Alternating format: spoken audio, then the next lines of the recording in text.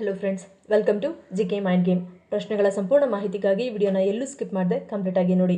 ಇವತ್ತಿನ ಪ್ರಶ್ನೆಗಳಲ್ಲಿ ಮೊದಲನೇ ಪ್ರಶ್ನೆ, ಲವಂಗ ಬೆರೆಸಿದ ಹಾಲನ್ನು ಕುಡಿಯುವುದರಿಂದ ಏನಾಗುತ್ತದೆ? Options: A. ಸೋಮಾರಿತನ ನಿವಾರಣೆ, ಬಿ. ದೇಹಕ್ಕೆ ಶಕ್ತಿ, ಸಿ. ಗಾಢ ನಿದ್ರೆ, ಡಿ. ಉತ್ತಮ ಆರೋಗ್ಯ.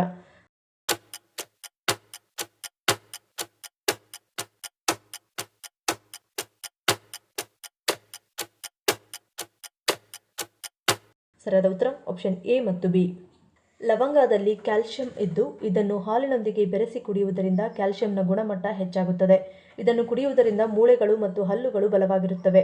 ಹಲ್ಲು ನೋವು, ಊದಿಕೊಂಡ ಒಸಡುಗಳು, ಊತ, ಬಾಯಿಯ ದುರ್ವಾಸನೆ ಇತ್ಯಾದಿ ಸಮಸ್ಯೆಗಳನ್ನು ಹೋಗಲಾಡಿಸಲು ತುಂಬಾ ಸಹಾಯಕಾರಿಯಾಗಿದೆ.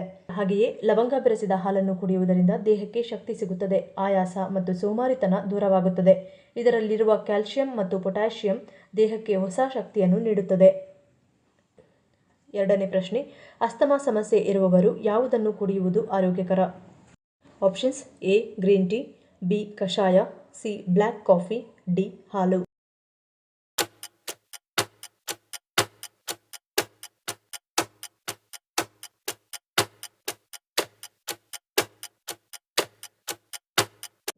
ಸರಿಯಾದ ಉತ್ತರ option C. Black coffee. Asthma ಸಮಸ್ಯೆಯಿಂದ ಬಳಲುತ್ತಿರುವವರಲ್ಲಿ ಶ್ವಾಸಕೋಶಕ್ಕೆ ಸಂಬಂಧಿಸಿದ ಲಕ್ಷಣಗಳು ಬಹಳ ಬೇಗನೆ ಕಾಣಿಸಿಕೊಳ್ಳುತ್ತವೆ. ಇದಕ್ಕೆ ಪ್ರಮುಖ ಕಾರಣ ಶ್ವಾಸಕೋಶದ ಭಾಗದಲ್ಲಿ ಕಂಡುಬರುವ ಉಸಿರಾಟ ನಾಳಗಳ ಒಳಭಾಗ ತನ್ನಿಂತಾನೇ ಊದಿಕೊಳ್ಳುತ್ತದೆ. ಹೀಗಾಗಿ ಅಸ್ತಮಾ ಸಮಸ್ಯೆ ಇರುವವರು ಬ್ಲ್ಯಾಕ್ ಕಾಫಿಯನ್ನು ಕುಡಿಯುವುದರಿಂದ ಈ ಸಮಸ್ಯೆಯಿಂದ ಸ್ವಲ್ಪ ಸಮಯದವರೆಗೆ ಪರಿಹಾರವನ್ನು ಕಂಡುಕೊಳ್ಳಬಹುದು. ಮೂರನೇ ಪ್ರಶ್ನೆ, ಯಾವುದನ್ನು ಸೇವಿಸುವುದರಿಂದ ಕಣ್ಣಿನ ಪೊರೆಯಂತಹ ಸಮಸ್ಯೆಗಳಿಂದ ದೂರವಿಡುತ್ತದೆ? Options: A. Walnuts, B. ಕೇಸರಿ, ಸಿ. ಶತಾವರಿ, ಡಿ. ಪರಂಗಿ.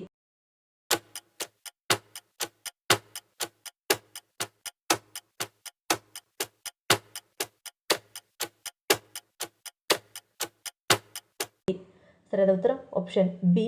ಕೇಸರಿ. ಕೇಸರಿಯಲ್ಲಿರುವ ಕ್ಯಾರೋಟಿನಾಯ್ಡ್ ಕಣ್ಣುಗಳನ್ನು ರಕ್ಷಣೆ ಮಾಡುತ್ತದೆ. ಕಣ್ಣುಗಳ ಆರೋಗ್ಯಕ್ಕೆ ಅಗತ್ಯವಿರುವ ವಿಟಮಿನ್ ಎ ಇದರಲ್ಲಿದ್ದು ಕೇಸರಿ ಕಣ್ಣಿನ ಪೊರೆಯನ್ನು ತಡೆಯುತ್ತದೆ ಮತ್ತು ಸೂರ್ಯನ ಹಾನಿಕಾರಕ ಕಿರಣಗಳಿಂದ ಕಣ್ಣುಗಳನ್ನು ರಕ್ಷಣೆ ಮಾಡುತ್ತದೆ. ನಾಲ್ಕನೇ ಪ್ರಶ್ನೆ, ವಿಶ್ವದಾದ್ಯಂತ ಕೃಷಿ ಕ್ಷೇತ್ರದಲ್ಲಿ ನಮ್ಮ ಭಾರತ ಎಷ್ಟನೇ ಸ್ಥಾನದಲ್ಲಿದೆ? Options: A. 3ನೇ ಸ್ಥಾನ, ಬಿ. 6ನೇ ಸ್ಥಾನ, ಸಿ. 9ನೇ ಸ್ಥಾನ, ಡಿ. 11ನೇ ಸ್ಥಾನ.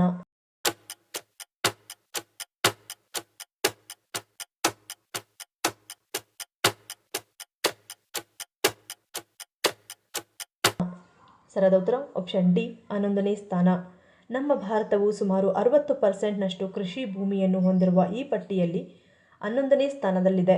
ಭಾರತದ ಗುಜರಾತ್, ಬಿಹಾರ್, ಆಂಧ್ರಪ್ರದೇಶ್, ತಮಿಳುನಾಡು, ಕರ್ನಾಟಕ ರಾಜ್ಯಗಳು ಕೃಷಿಯಲ್ಲಿ ಹೊಸ ವಿಧಾನಗಳು ಮತ್ತು ಪ್ರಯೋಗಗಳೊಂದಿಗೆ ಕೃಷಿ ಮಾಡಲಾಗುತ್ತಿದೆ. ಐದನೇ ಪ್ರಶ್ನೆ, ಯಾವ ಎಣ್ಣೆಯನ್ನು ದ್ರವ ಚಿನ್ನ ಎಂದು ಕರೆಯಲಾಗುತ್ತದೆ? Options: A. ಉಡದ ಎಣ್ಣೆ, ಬಿ. ಔದ್ ಎಣ್ಣೆ, ಸಿ. ಮೀನಿನ ಎಣ್ಣೆ, ಡಿ. ರೋಸ್ಮೆರಿ ಎಣ್ಣೆ.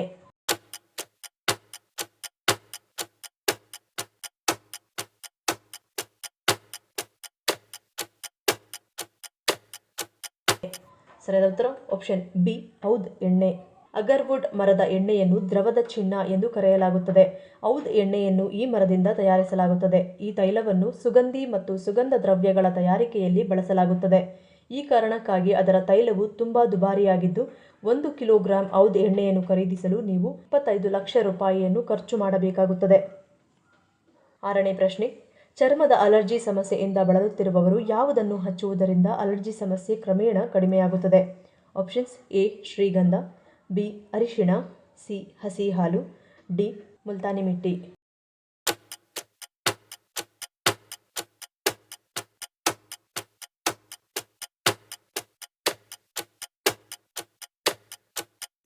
ಸರಿಯಾದ ಉತ್ತರ ಆಪ್ಷನ್ ಎ. ಶ್ರೀಗಂಧ.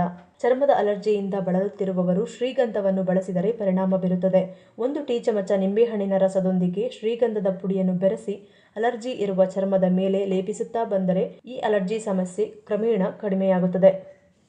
ಏಳನೇ ಪ್ರಶ್ನೆ, ಪ್ರತಿನಿತ್ಯ ನಿಯಮಿತವಾಗಿ ಪರಂಗಿ ಹಣ್ಣನ್ನು ಸೇವಿಸುವುದರಿಂದ ಏನಾಗುತ್ತದೆ?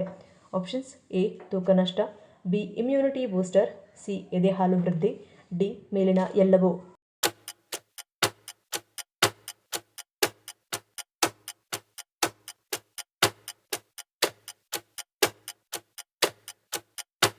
ಸರಿಯಾದ ಉತ್ತರ ಆಪ್ಷನ್ ಡಿ ಮೇಲಿನ ಎಲ್ಲವೂ.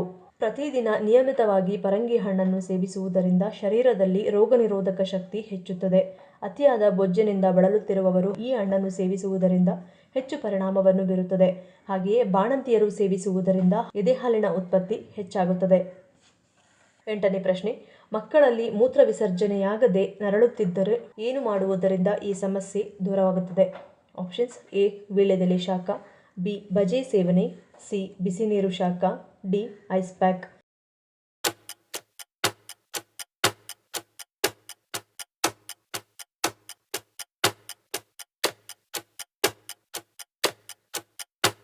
ಸರಿಯಾದ ಉತ್ತರ ಆಪ್ಷನ್ ಎ ವೀಳ್ಯದೆಲೆ ಶಾಖ.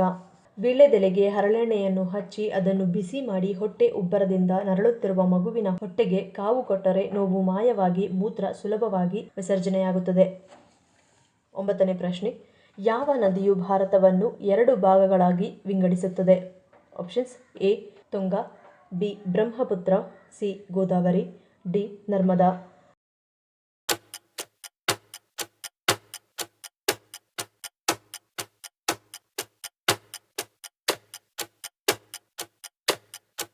ಸರಿಯಾದ ಉತ್ತರ ಆಪ್ಷನ್ ಡಿ ನರ್ಮದಾ.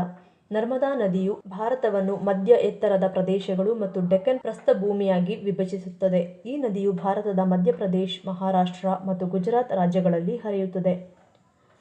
10ನೇ ಪ್ರಶ್ನೆ, ಕಿವಿ ಸೋಂಕಿನಿಂದ ಬಳಲುತ್ತಿರುವವರು ಯಾವುದನ್ನು ಕಿವಿಗೆ ಹಾಕುವುದರಿಂದ ಕಿವಿ ಸೋಂಕಿನ ಸಮಸ್ಯೆ ನಿವಾರಣೆಯಾಗುತ್ತದೆ?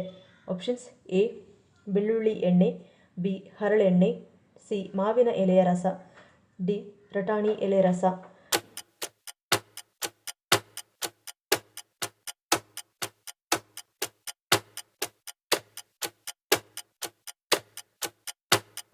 ಸರಿಯಾದ ಉತ್ತರ ಆಪ್ಷನ್ ಸಿ ಮಾವಿನ ಎಲೆ ರಸ. ಕೆಲವು ತಾಜಾ ಮಾವಿನ ಎಲೆಗಳನ್ನು ಚೆನ್ನಾಗಿ ಅರೆದು ಅವುಗಳಿಂದ 1 ಟೀ ಚಮಚದಷ್ಟು ರಸವನ್ನು ತೆಗೆದುಕೊಂಡು ಈ ರಸವನ್ನು ಸ್ವಲ್ಪ ಬೆಚ್ಚಗೆ ಮಾಡಿ ಸೋಂಕಿಗೆ ಒಳಗಾಗಿರುವ ಕಿವಿಗೆ ಔಷಧವಾಗಿ ಬಳಸಬಹುದು. ದಿನಕ್ಕೆ 2 ಬಾರಿ ಪ್ರತಿ ಸಲವೂ 1-2 ಹನಿ ಬಳಸಿದರೆ ಸೋಂಕು ನಿವಾರಣೆಯಾಗುತ್ತದೆ.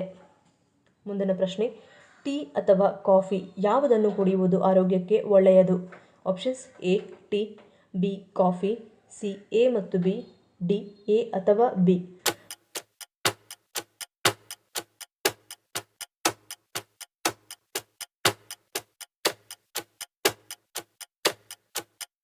ಸರಿಯಾದ ಉತ್ತರ ಆಪ್ಷನ್ ಬಿ ಕಾಫಿ. ಕಾಫಿಯಲ್ಲಿ ಪ್ರಬಲ ಆಂಟಿ ಆಕ್ಸಿಡೆಂಟ್ ಅಂಶವು ಅಧಿಕ ಮಟ್ಟದಲ್ಲಿ ಇರುವುದರಿಂದ ಇದು ಹೃದಯಕ್ಕೆ ಒಳ್ಳೆಯದು. ಇದರಲ್ಲಿರುವ ಕೆಫೇನ್ ಹಾಗೂ ಪ್ರಬಲ ಆಂಟಿ ಆಕ್ಸಿಡೆಂಟ್ ಅಂಶವು ಹೃದಯದ ಆರೋಗ್ಯ ಕಾಪಾಡುವಲ್ಲಿ ಪ್ರಮುಖ ಪಾತ್ರವನ್ನು ವಹಿಸುತ್ತದೆ ಮತ್ತು ಹೃದಯದ ಬಡಿತವು ನಿಯಮಿತವಾಗಿ ಇರುವಂತೆ ನೋಡಿಕೊಳ್ಳುತ್ತದೆ. ಪ್ರಮುಖವಾಗಿ ದಿನಕ್ಕೆ 1 ಕಪ್ ಕಾಫಿ ಸೇವನೆ ಮಾಡುವವರಲ್ಲಿ, ಅದರಲ್ಲೂ ಮುಖ್ಯವಾಗಿ ಶುಗರ್ಲೆಸ್ ಕಾಫಿ, ಹೃದಯದ ವೈಫಲ್ಯದ ಅಪಾಯವನ್ನು 5-12% ಕಡಿಮೆ ಇರುತ್ತದೆ ಎಂದು ಅಧ್ಯಯನಗಳು ಕಂಡುಕೊಂಡಿವೆ. ಆದರೆ ನಿಮಗೆ ಗೊತ್ತಿರಲಿ, ಹೃದಯದ ಆರೋಗ್ಯ ಕಾಪಾಡಲು ಕಾಫಿಯನ್ನು ಮಿತ ಪ್ರಮಾಣದಲ್ಲಿ ಸೇವನೆ ಮಾಡುವುದು ಮುಖ್ಯ ಮತ್ತು ಪ್ರಮುಖವಾಗಿ ಕಾಫಿಗೆ ಸಕ್ಕರೆ ಬೆರೆಸದೆ ಕುಡಿಯುವುದು ಬಹಳ ಒಳ್ಳೆಯದು. ಮುಂದಿನ ಪ್ರಶ್ನೆ, ವಿಶ್ವದ ಅತಿ ಕಡಿಮೆ ಅವಧಿಗೆ ನಡೆದ ಯುದ್ಧ ಯಾವುದು? Options A Ukraine, B Zanzibar, C pig war, D English civil.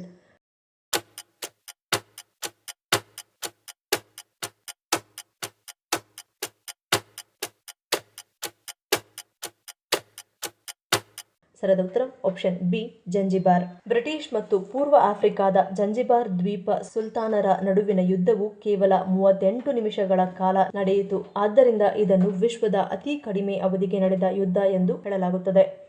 ಈ ಪ್ರಶ್ನೆಗಳಲ್ಲಿ ನೀವು ಎಷ್ಟು ಪ್ರಶ್ನೆಗಳಿಗೆ ಸರಿ ಉತ್ತರವನ್ನು ಕೊಟ್ಟರೆ ಅನ್ನೋದನ್ನು ಕಮೆಂಟ್ ಮಾಡಿ ತಿಳಿಸಿ. ಈ ವಿಡಿಯೋ ನಿಮಗೆ ಇಷ್ಟ ಆಗಿದ್ರೆ ಮರಿದೇ ಲೈಕ್ ಮಾಡಿ, ಶೇರ್ ಮಾಡಿ, ಸಬ್ಸ್ಕ್ರೈಬ್ ಮಾಡಿ. ನನ್ನ ಚಾನಲ್ನ ಇನ್ನೂ ಸಬ್ಸ್ಕ್ರೈಬ್ ಮಾಡಿದೆ ಹಾಗೆ ವಿಡಿಯೋಸ್ ನೋಡ್ತಿದ್ರೆ ಪ್ಲೀಸ್ ಸಬ್ಸ್ಕ್ರೈಬ್ ಮಾಡಿ, ಸಪೋರ್ಟ್ ಮಾಡಿ. ಮತ್ತೊಂದು ಇಂಟ್ರೆಸ್ಟಿಂಗ್ ವಿಡಿಯೋನಿಗೆ ಸಿಗ್ತೀನಿ. Until love you all, take care.